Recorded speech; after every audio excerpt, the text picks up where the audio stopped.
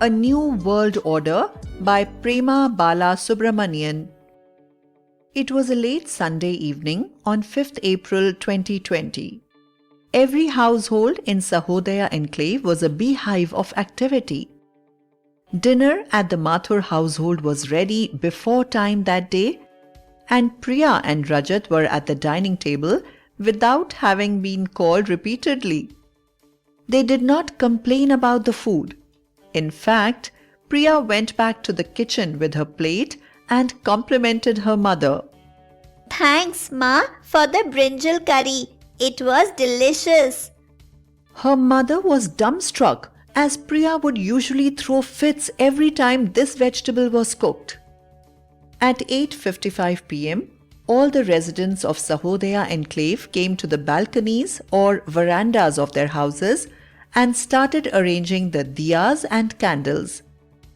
There was a look of joyous anticipation on each face for the clock to strike 9 and a sense of gratitude in every heart as they waited to salute the frontline warriors of COVID-19, the pandemic that was wreaking havoc around the world for the last few weeks or so.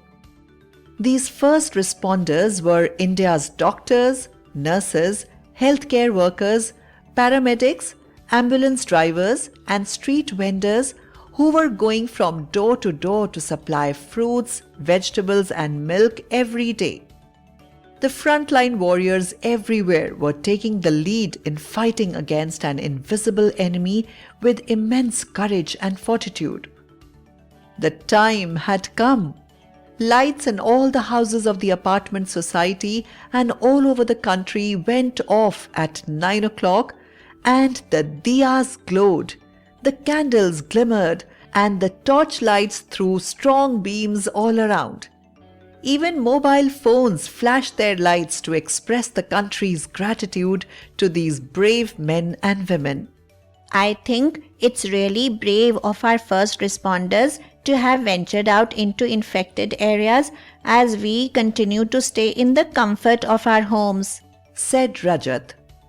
Yes, said his grandfather. a number of these men and women are working 16 to 18 hours a day with little rest. They may not even have met their families for weeks on end, but they do not complain. I've also read about ambulance drivers who are performing their duties round the clock and have no respite whatsoever, said Priya in a serious tone. Also, health workers are disinfecting every locality and attending to waste disposal meticulously.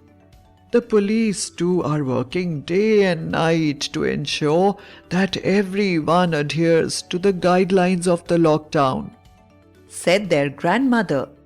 And don't forget your teachers, who are trying their best to make your online classes innovative and informative so that you don't lose out on your studies, said their father, Mr. Mathur. Everyone was then quiet for a few minutes. They were thinking about the drastic way in which their routine had been affected. The neighbors in their housing society were helping the elderly who avoided going out of their houses as they stood a great risk of contracting the virus. Every Tuesday, Thursday, and Saturday morning, a van containing vegetables and fruits would wait at the main gate of Sahodaya Enclave.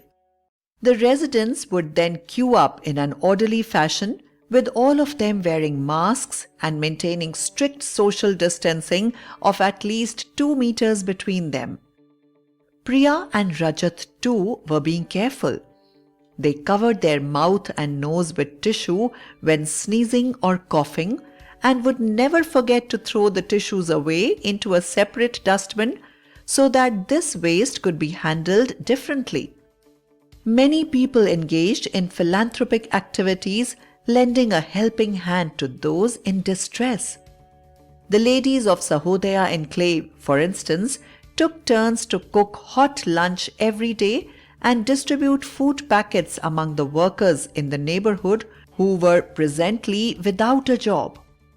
We'll certainly win this battle against COVID-19, said their grandfather, who intuitively knew what his grandchildren were thinking. Their grandmother added, "We just have to show discipline at all times. Not only must we be safe, but we must also ensure the safety and well-being of others." Their mother joined in. Use this time to enrich yourselves, children. Learn a word a day And pursue your hobbies as you have more time on your hands now. Most importantly, stay home and stay safe.